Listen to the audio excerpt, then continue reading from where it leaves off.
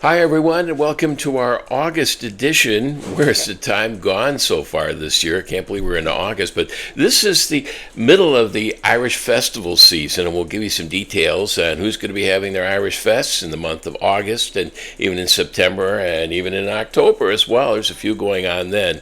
And then we're going to be talking about an event that's going to happen next year and how the IGSI is involved in that. We'll give you some details and all that coming up here later on. But first, let's start you off with what's going on in the month of August here at the IGSI. Our Irish Saturday for the month of August will be held on August the 10th, so stop on by the Hoffman Research Library, which is located at the Minnesota Genealogy Center in Mendota Heights, Minnesota. Here's an opportunity to get some of your Irish research questions answered. The Minnesota Genealogy Center is located at 1385 Mendota Heights Road, Suite 100. You can also stop by the library during regular business hours. And to find out more about the library and hours of operation, go to the website at mngs.org. And our August webinar will feature Paula Stuart-Warren. This is scheduled for August the 17th. Now, this is a virtual event only. There will be no in-person audience. Paula's presentation is called Railroad Records and Railroad History, Methods for Tracking. So did one of your ancestors work for a railroad? For which railroad did that person work for? And where did it run? Are there railroad records which may give us a clue to the personal details of that person? Visuals and references demonstrate the wealth of historical materials available all across the U.S. When this lecture is over, you will know where to turn to find out more about the railroad, its records, and where to find them. Again, this is a virtual-only event on August the 17th. You can register on the IGSI website, irishgenealogical.org.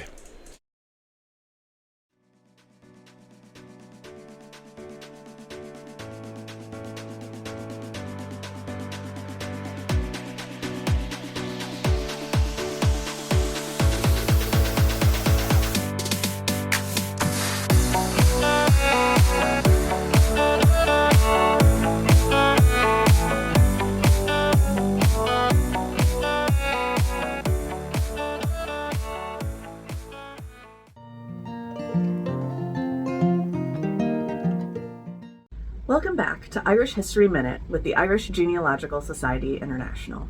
Today we're talking about an event that drastically changed Ireland and the Irish, the potato famine. Beginning in 1845, a potato disease caused by mold destroyed crops across Europe for years. Within Ireland, the decay of the potato was compounded by other factors to result in mass starvation. Today, I want to talk about some of the political factors from before the potatoes failed. Beginning in 1695, penal laws targeted Catholics in Britain and Ireland. We'll cover these more in depth later, but for now know they caused the majority of rural Irish Catholics to become tenant farmers, reliant on potatoes for sustenance and other crops for rent money. It was estimated in 1837, before the famine, that millions were in semi-starvation every summer as they waited for their potato crop. In 1800, the Irish Parliament was abolished due to the Acts of Union, which instead gave Ireland limited representation, especially for those who weren't Protestant landowners, within British Parliament. The British Corn Laws, extended to include Ireland from 1801 to 1849, resulted in high grain prices that only really benefited the landlords. For Bridgerton fans, both of these occurred under the rule of King George III and Queen Charlotte, who appear in that series. The famine caused the death of an estimated 1 million people, but also a loss of Irish culture. In 1800, half of Ireland spoke Irish, but by 1900, that had dropped to only 14%. Many of us in the diaspora owe our heritage to ancestors fleeing Ireland in the 1800s as part of this complicated legacy. In the future, we'll cover more about the famine and other important Irish events. So stay tuned for more Irish History Minute with IGSI.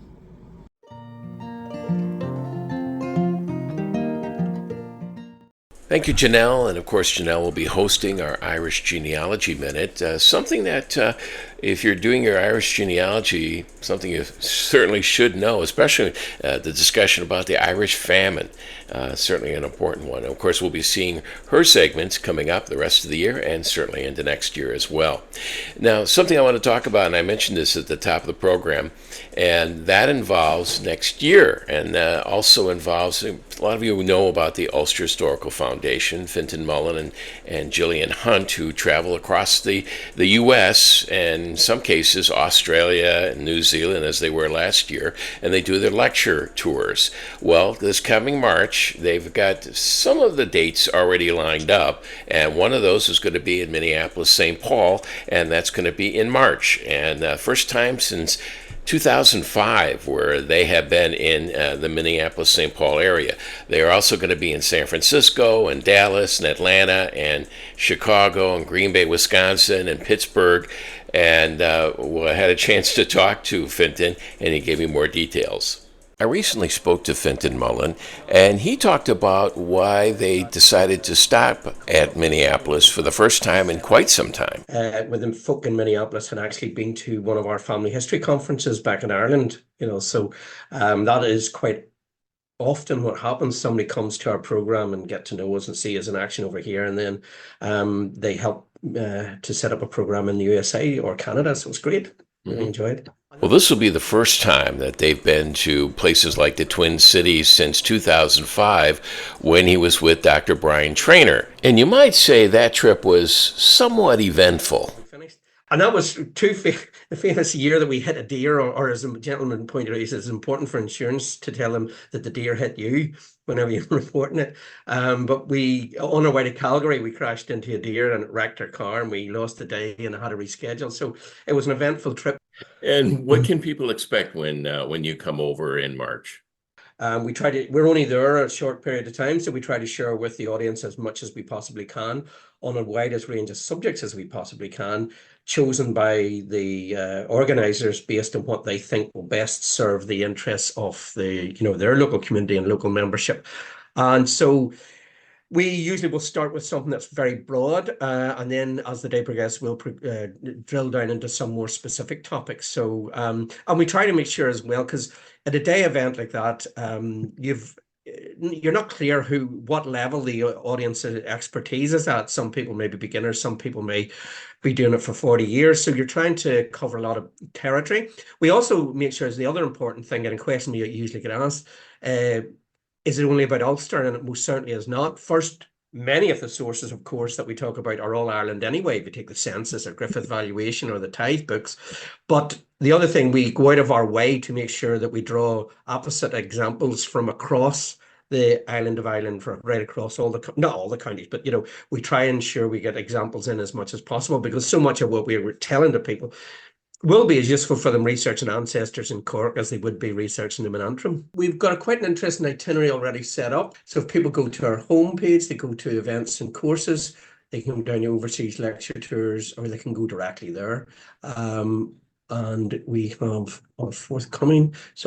And they can see all the previous tours that we've done. So you can see we've got a map there, and then we've got the itinerary below. So it's already quite well fleshed out. So we are speaking in Minneapolis, obviously, and also Green Bay with yourself, and Chicago with the Newberry Library, and also we hope back in Bolingbrook, in just south of Chicago, as well, with our friends librarians there. We're starting in Oakland with the California Genealogical Society. We're finishing in Dallas. We're also taking in Phoenix, Atlanta, and Pittsburgh, and we might be going back to Bentonville in Arkansas, the home of Walmart, which is a beautiful little town that we've been. Brian and I were there twice, and then Gillian and I have been there together once. So we have an excellent itinerary lined up already, pretty much full. I think there's and one other interesting feature that others may be, and I know Minneapolis is doing it, is that rather than having every single day will be presentation days on this tour,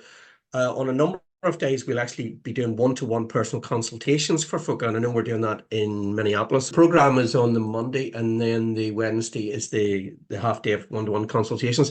And we did that. We've always done that, but we did it in our recent lecture tour down in Australia and New Zealand, In some locations, they're quite rural, so they wouldn't have been able to put a whole program on. So we did consultation, and we found that works superbly well because somebody maybe can't attend the day of the program. So if you're there 2 days, they can get a chance.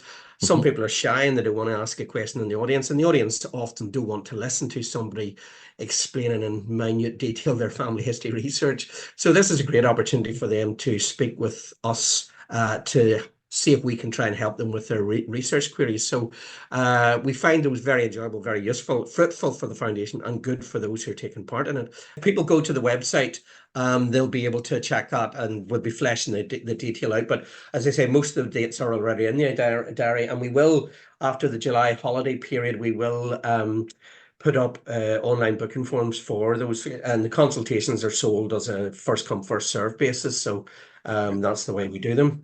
So, and the other thing, of course, people should expect is that we haven't been since 2023, so we will be completely updating our presentations. We are actually working on quite a number of wonderful new sources at the minute, from the mid 19th century, the late 19th century, early 20th century, and some stuff prior to 1800, and that has been added to the members area of our website, new guild member databases. But we have some really interesting examples of new slides that people will not have seen us use before. So we'll be talking, in a range of new sources that people may not have heard of but are accessible. So we look forward to doing that in the period ahead. We look forward to meeting new people and also having a chance to catch up with old friends again. Again, the Minneapolis stop will be on the 11th and 12th of March of next year. But for more information on the other stops for next year's March lecture tour, contact the Ulster Historical Foundation at ulsterhistoricalfoundation.com.